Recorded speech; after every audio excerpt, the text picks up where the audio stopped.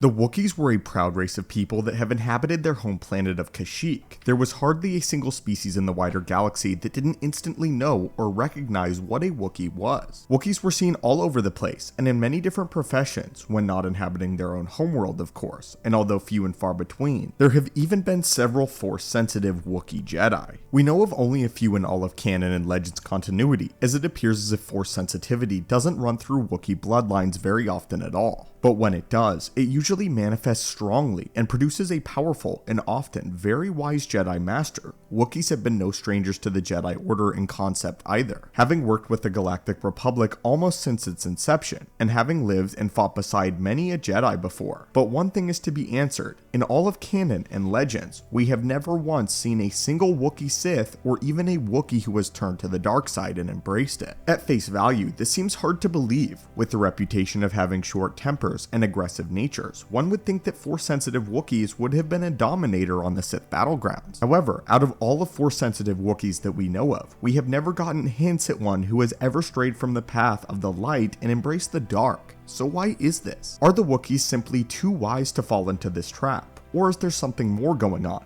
Well, today, students of the Force, we will delve deeply into this topic and hopefully answer the question as to why no Wookiee has ever fallen to the dark side. Before we begin, it is worth noting that out of universe, George Lucas feels very strongly about Wookie Jedi and always wanted to keep them in moderation and not have too many of them. In fact, George Lucas had a rule for the Star Wars story team that there would be no more Force-sensitive Wookiees without his own first approval. In fact, there was even a studio that was unable to make a Wookiee named Han Har a Dark Jedi because of this restriction directly sent down by George Lucas. But as you know, we always like to take a look at things from a more of a lore perspective, so without further ado, let's go ahead and get into it. I think to start, we should first analyze Wookiee culture, then take a look at each of the Jedi from their race that we know of. We will be putting both Legends and canon continuity so we can more effectively narrow this down and hopefully get an answer. The Wookiee race struck a balance between simply being primitive and the usefulness of technology and technological advancements. They did this in many ways, but by combining their carving skills with that of technology, they created what they deemed to be a perfect society.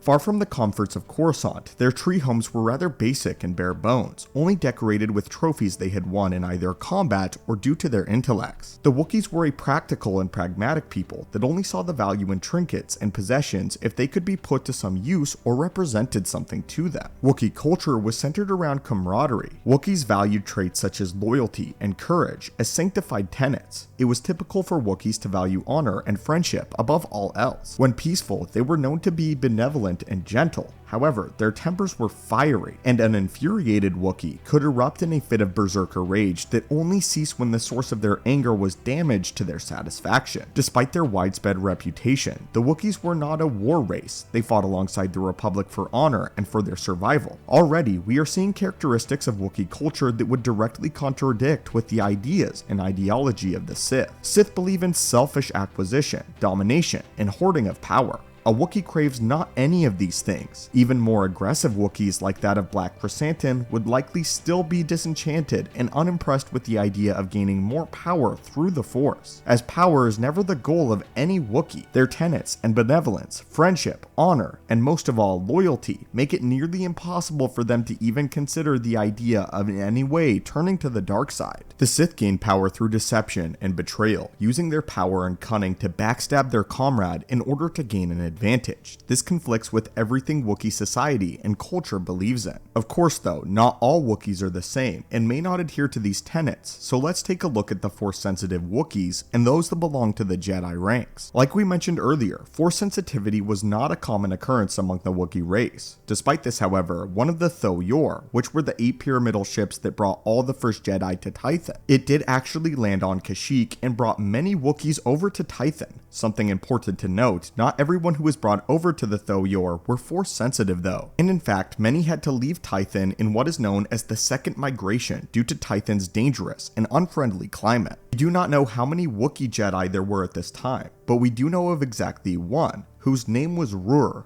Rur was a Jedi Master who was the Temple Master of the Padawan Kesh, which was the youngling training academy of the primordial Jedi. He is depicted as a very wise master, often being rooted in his beliefs and balance of the Force, and always being a gentle guiding hand for all young Jedi, as well as is noted as an extremely powerful warrior. Then, there was Kurlaka, a Jedi Blade Master who served as a teacher of lightsaber technique during the years of the Clone Wars, alongside the likes of Sindralik. We do not know too much about Kurlaka's demeanor, though she fought valiantly until her demise at the hands of a Dark Jedi. There was also Lobaka, who was a student in Luke Skywalker's Jedi Academy and who served in the Yuzhong Vong War. Lobaka had a love for battle and a great sense of humor. He had been good friends with Jacen Solo until Jacen ultimately fell to the dark side and ravaged the world of Kashyyyk. Lobaka was amongst those who fought Jacen until his demise. And then of course in Star Wars canon, we have the very young Wookie Jedi Gungi, who will actually be appearing in the second season of The Bad Batch. Following Lobaka though, we have Tyvaka. Tyvaka was another Wookiee Jedi Master during the waning days of the Republic leading into the Clone Wars. He sat on the Jedi High Council and had been the master of Plo Koon. His powers and skills were held in extremely high regard by many Jedi, including the likes of Mace Windu. Tyvaka though did have a very short temper which flew off the handle at many times, prompting for Plo Koon to have to help him regain it. Despite Tyvaka's anger, he never once used the dark side and was often mindful of his present situation at all times. Tyvaka had the ability to sense the future and was a powerful leader who commanded his Jedi through all adversity, up to and including his own death. Tyvaka had a strong personality that didn't put up with Qui-Gon Jinn's stubbornness, yet the two Jedi still held respect for one another. And the last Wookiee that we are going to talk about more in depth is one that we saw again in the Clone Wars and again in Bad Batch, and that is Gungi, who was first introduced to us in the Clone Wars series as a Padawan who has apparently survived Order 66 as we saw in the Season 2 trailer. Although we don't know much about the powers of Gungi, we can guess that just based on his predecessors, that he has great things in store for him and much potential. But with these valiant Jedi noted now, it is time to evaluate our original question: why were there no Wookiee Sith?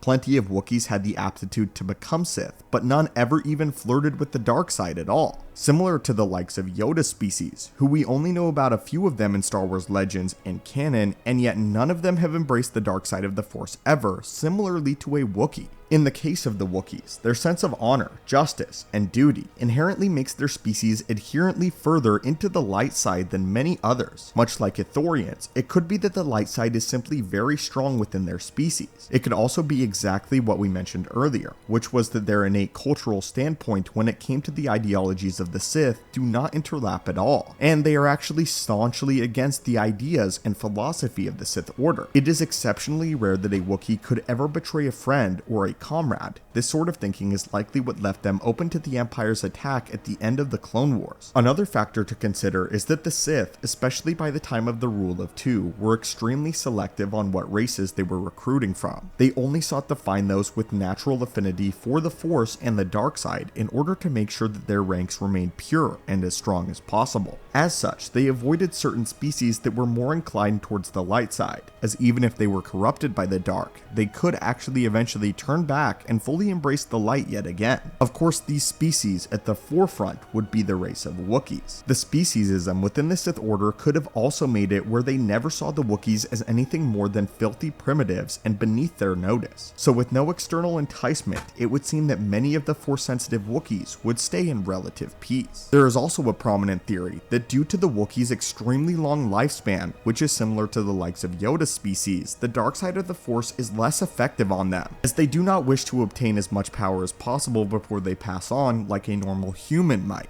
So instead, the forces of the dark side do not work as well on the Wookiees. Again, same with Yoda's species. But anyway, students of the Force, did you know this? Did you know that no Wookiee has ever even turned to the dark side? And are you satisfied with this explanation? If not, let us know your thoughts and theories down below. And as always, may the Force be with you, and we hope to see you in the next video.